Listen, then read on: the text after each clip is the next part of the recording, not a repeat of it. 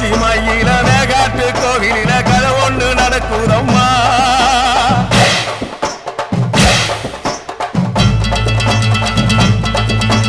காட்டுப்புலி ஒண்ணு காயம் பட்டு போச்சே காரணம் யார் சொல்லம்மா.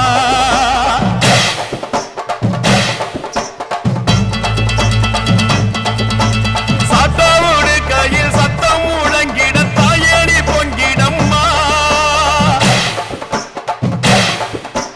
சட்டவோடு கையில் சத்தம் முழங்கிட தாயணி பொங்கிடம்மா. சூளக்காளியே அத்தா தாயே சூளக்காளியே